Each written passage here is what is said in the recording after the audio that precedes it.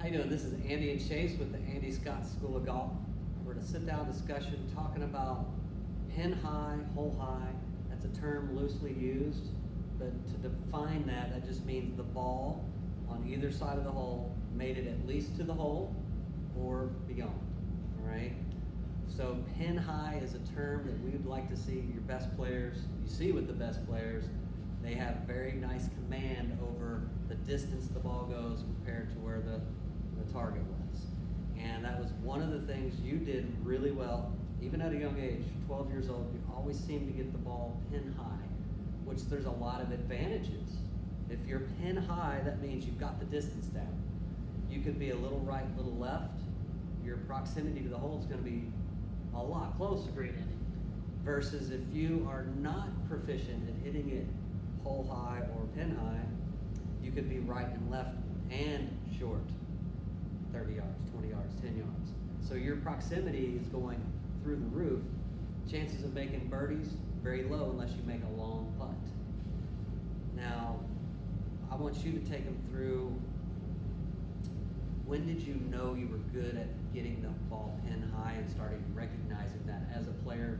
Was there any certain time in your junior career? I would say in high school is when I really started to notice it, because I had a lot of, I guess, just short birdie putts. Right. I was just closer to the hole than most because I had an ability to get pin high, and when you're pin high on the green, you're going to be pretty close most of the time because most greens are a lot longer than they are wide. Right. So if you're pin high, you're going to be pretty tight because some of those greens aren't very wide. That's not how they're built typically. And how do you think you became such a good distance controller of the ball? Because I would see it not only perfect conditions, any condition, you found a way to understand where this ball was going to go when you hit it. Two things. Solid contact always helps because if you hit the ball poorly, it's not going to go pin high. Another thing is knowing your yardages really, really well, and especially your carry distances too. I see a lot of people out there today, mostly amateurs, who, let's say their best 8-iron they ever hit was 160 yards. Right. They would count that as their stock 8-iron shot. So they'd be trying to hit 160 yards every time. Exactly. When they can only do that once out of 10. They would try to replicate that shot over and over and over from the fairway. It might be an ego thing, a pride thing. I have no idea. But their real yardage is probably closer to 150 yards. So that's the averages of all their 8-irons is 150 yards. That's what they should be using on the golf course. That's going to get them to pin high a lot more often than trying to hit that, that really, really, really flush 160-yard 8-iron. Yeah, I totally agree. The thing is I think it's ego. I agree with you, ego. You want to feel like you hit it further. Correct. But you got to be honest with yourself. If you're going to be a better golfer, if you only hit it 160 1 out of 10 times or even 20 times, you're really hurting yourself because your proximity is going to be exceptionally too far. You're never going to have any birdie chances. Probably miss a lot of greens. Correct. Who cares if you have to hit another club or even two? But if it gets it to pin high, that is our number one goal. So distances is what I really like what you said about that is you knew how far the ball was carrying and you had a really nice idea how much it would roll out depending on the conditions. Correct. Like for instance, take you through a shot that Chase might have, 120 yards. That's to the actual flag.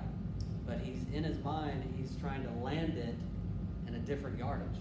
So many people, let's just say, they get too into the actual distance of the target and they forget about where they're going to land it. Correct. So you got to have both. You do. You To absolutely be do. able to have what we call pin high skill. And if you don't think about pin high, you're definitely losing shots. My goal for people would be, hey, just document how many times you get it pin high past the hole. I would bet you get maybe 1 or 2 shots. And I'm talking more full shots, not like chips and pitches. Correct. But more full shots. Just tell me how many times you got it pin high. And then go play another round and your whole goal should be, let's see how many I can get past the hole today. And find out what kind of scores you shoot that day versus a day that you It's going to be better. You're going to hit more greens.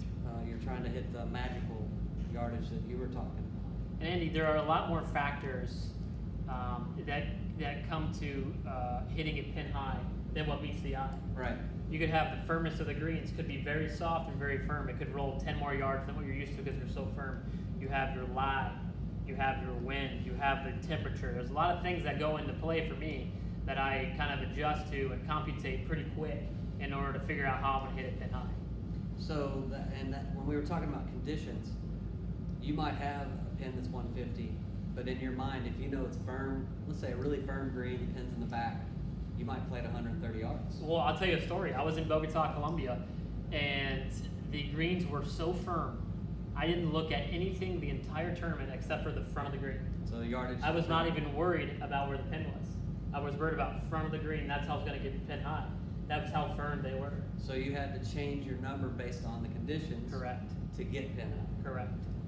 So another way to look at this, if your ego is part of the game, you're like, I hate my 8-iron 160, but really you don't on average. I would rather you go to your average distance versus sometimes you might get that 1 out of 10 and you hit it too long, but you know what? You're only going to do that once out of 10 or 20 times. Correct, Andy. So that's not going to happen very often. That's playing percentage golf. If I'm hitting 145 on average, then that's what I need to be shooting for. Because to me, you can tell me if I'm With way that off same base club. here. I think it's way cooler to hit it close than to hit that 8-iron really far 1 out of 10 times. I don't care how far you're hitting your 8-iron, how close are you putting it? Good story. One of my juniors, Derek Oldham, worked with up in Kentucky. We were on a par 3, downhill. Myself and Charlie Vetter, we both hit a wedge. I think we hit it like 10 or 15 feet, both of us. Derek's a little junior. He's got a swings, hits it inside of us, and he goes, "What'd you hit?" We're like, "Wedge." Charlie's like, "Wedge." He goes, 3-iron. So does it matter? He hit it closer with the 3-iron, but he knew what the club he needed to hit. So if he were ego, he might try to do what we were doing and try to hit a real high lofted club and see if he can get it there. But you know what? The best players don't care. All they want to do is shoot a lower score. Yeah, what's on that scoreboard? That's all they care about. So I really think you should think about pin high, track it, try to flip the script, see if you can get it past the hole, and see what that does to your game.